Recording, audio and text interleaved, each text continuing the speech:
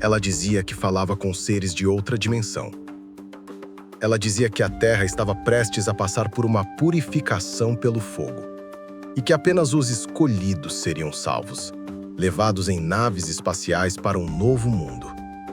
O nome dela, Valentina de Andrade. E centenas de pessoas inteligentes e instruídas acreditaram nela.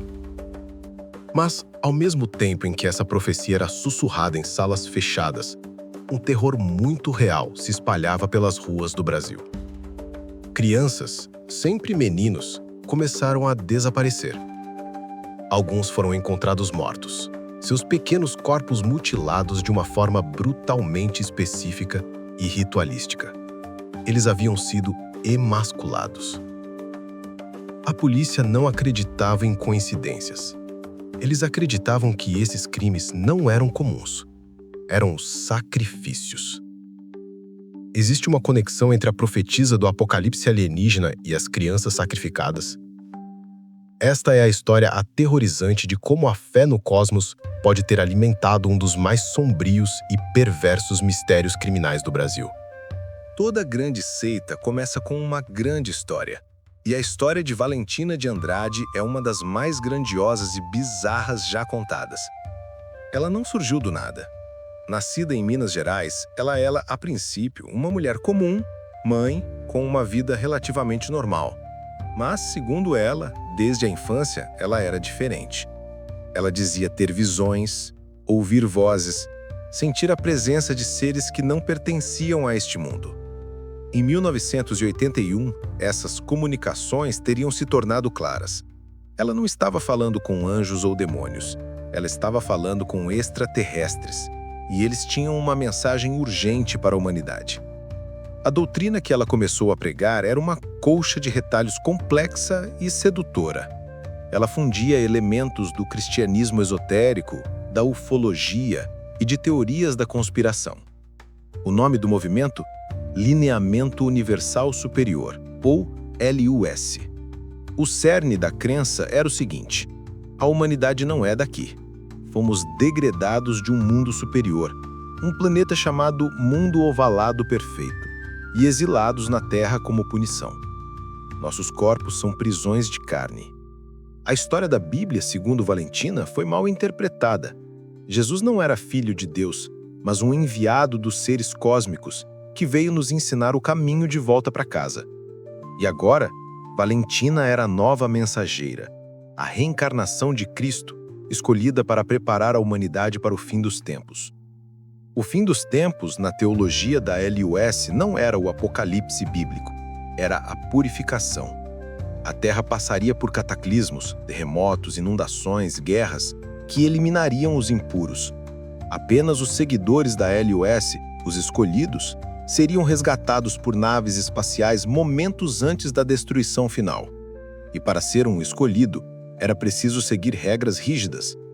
Uma delas, a mais polêmica e central para o nosso mistério, era a crença de que a energia sexual era a principal âncora que nos prendia a este planeta prisão. A procriação, a criação de novos corpos de carne, era vista como um ato negativo, que apenas perpetuava o ciclo de aprisionamento. A salvação, portanto, exigia uma pureza quase total, um distanciamento das paixões e desejos terrenos. O que torna a LUS tão fascinante é o perfil de seus seguidores. Não eram pessoas ignorantes ou desesperadas. Por contrário, a seita atraiu médicos, advogados, empresários, pessoas de classe média e alta de várias cidades do Brasil e até do exterior. O que eles viam em Valentina? Eles viam carisma, certeza, uma resposta para o caos do mundo. Em um universo sem sentido, ela oferecia um roteiro cósmico, um propósito. Suas palestras, gravadas em fitas cassete e distribuídas entre os membros, eram hipnóticas.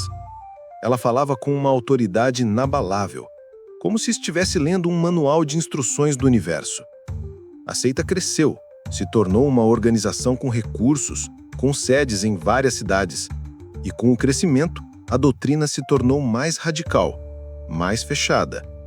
E é nesse ponto que a história de uma crença exótica começa a se aproximar perigosamente do território de um pesadelo criminal.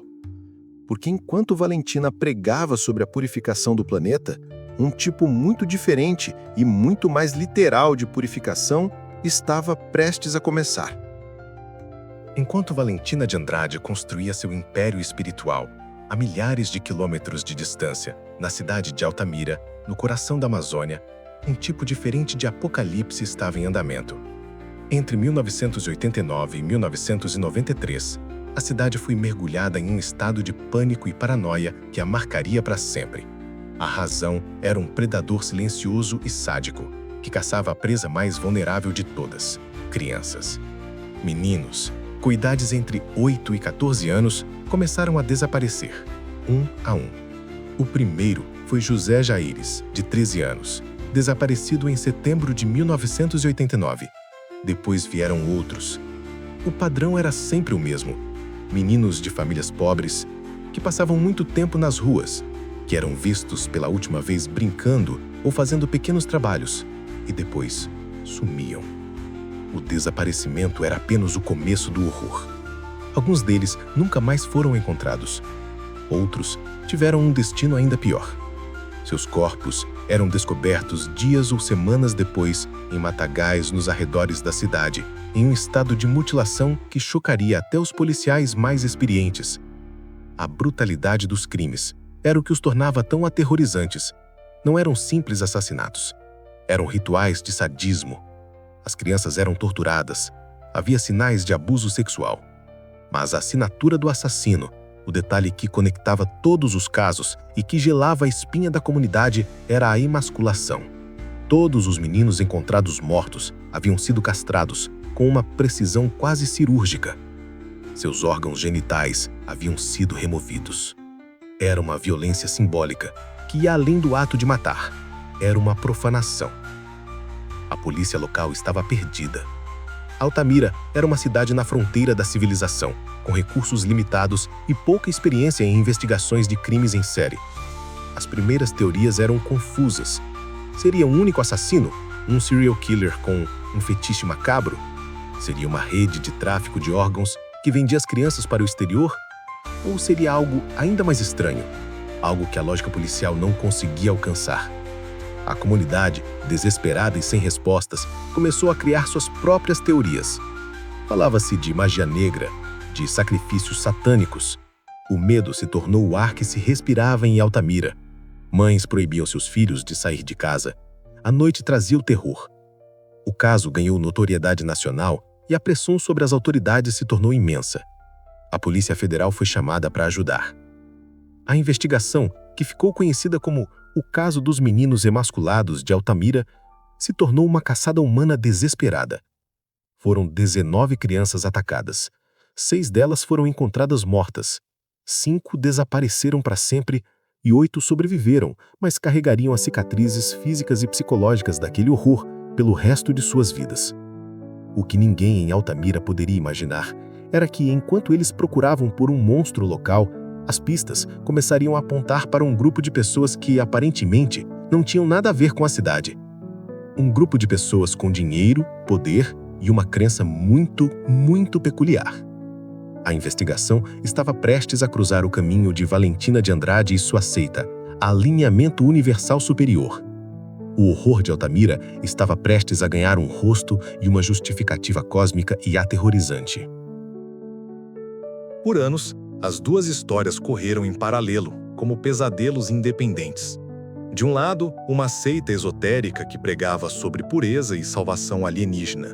Do outro, uma série de crimes inexplicavelmente brutais contra crianças. A ideia de que pudesse haver uma ponte entre esses dois universos parecia, a princípio, absurda. Mas à medida que a investigação em Altamira se aprofundava, a polícia começou a notar a presença de forasteiros na cidade, nos períodos que coincidiam com os desaparecimentos. Eram pessoas que não se encaixavam no perfil local. Homens bem vestidos, com carros caros, que pareciam estar na cidade sem um propósito claro. E, através de um trabalho meticuloso de investigação, um nome começou a surgir repetidamente: Anísio Ferreira de Souza, um médico. Anísio não era um médico qualquer. Ele era um membro proeminente da LUS. E ele não estava sozinho. Junto com ele, outro médico, Césio Brandão e outros membros da seita também foram vistos em Altamira. O que médicos de classe média de outras partes do Brasil estariam fazendo em uma cidade remota da Amazônia? A polícia descobriu que Anísio e Césio eram donos de uma propriedade na região. A investigação, agora focada nesse grupo, começou a desvendar uma teia de conexões perturbadoras. Testemunhas afirmaram ter visto algumas das crianças desaparecidas na companhia desses homens. A suspeita, que antes era uma fantasia de filme de terror, começou a se solidificar em uma teoria policial concreta.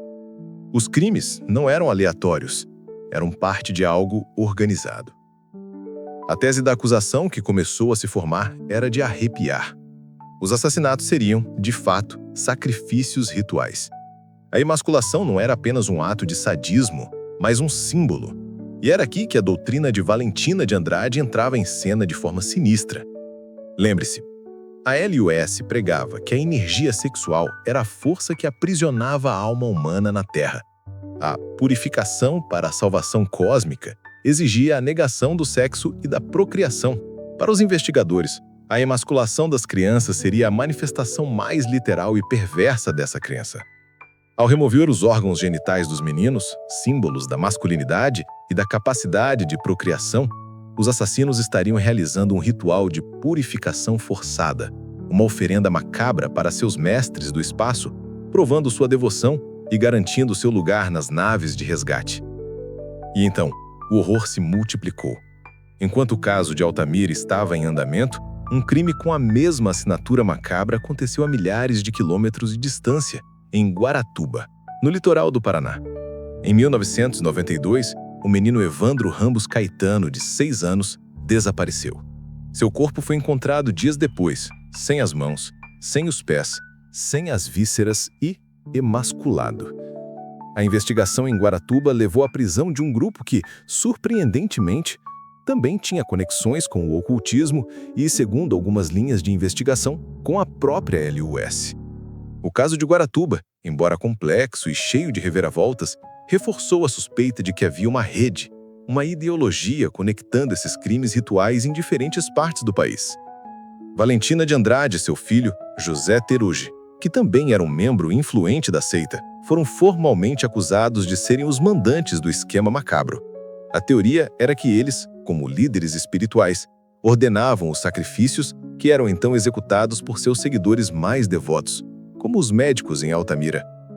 Valentina, a profetisa que falava de salvação e mundos perfeitos, agora era vista pela polícia como a sacerdotisa de um culto à morte, a mente por trás da mutilação e assassinato de crianças inocentes. A batalha que se seguiria não seria travada no campo espiritual, mas nos tribunais. E o resultado dessa batalha seria tão controverso e frustrante quanto os próprios crimes. A transição do horror das ruas para a solenidade dos tribunais foi longa e tortuosa.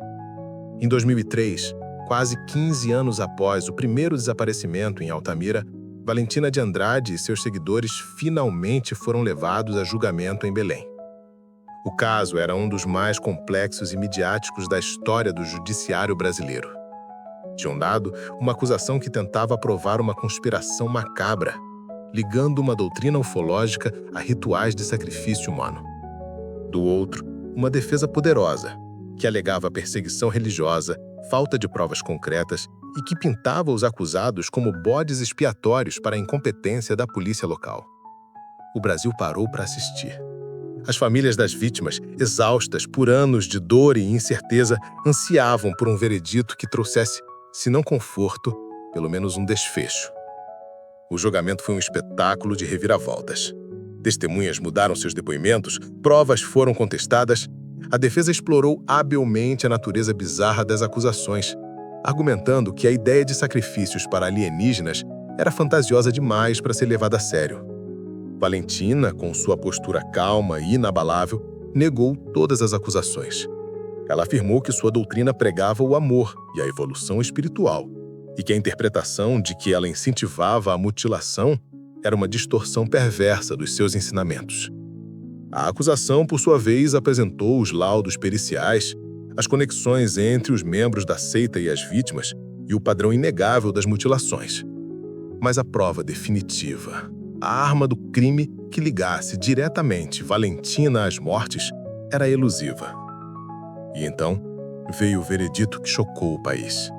Valentina de Andrade e a maioria dos membros da LUS foram absolvidos por falta de provas. O júri não se convenceu de que havia uma conexão direta entre a líder da seita e os executores dos crimes. Apenas 2 dos acusados, os médicos Anísio Ferreira de Souza e Césio Brandão, foram condenados pelas mortes em Altamira, junto com um ex-policial. Mas a mente por trás do horror, segundo a tese da acusação, saiu livre.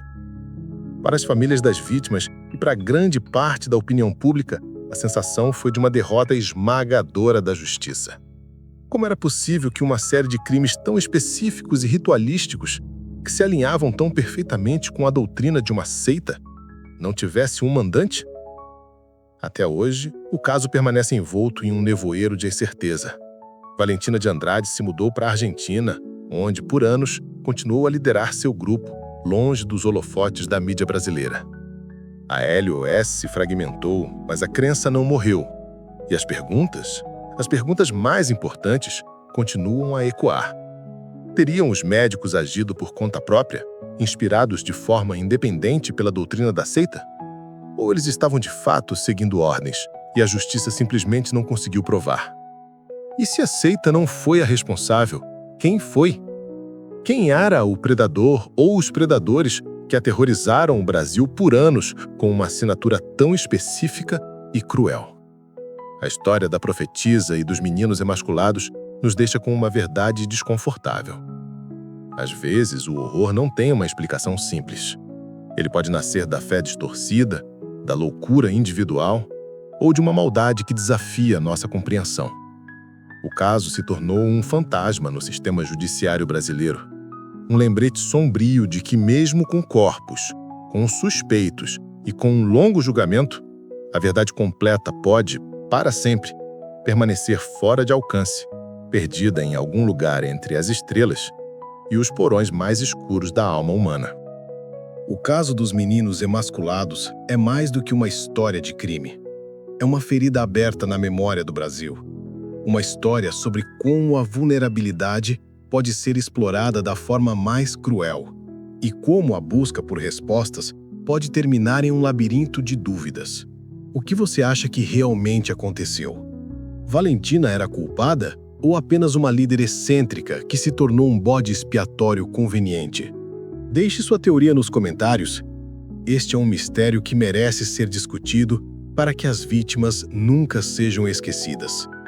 Se você se sentiu impactado por esta investigação e acredita que casos como este precisam ser trazidos à luz, por favor, deixe o seu like, se inscreva no canal e ative o sininho. Obrigado por sua coragem de explorar os cantos mais sombrios da história conosco. Até a próxima!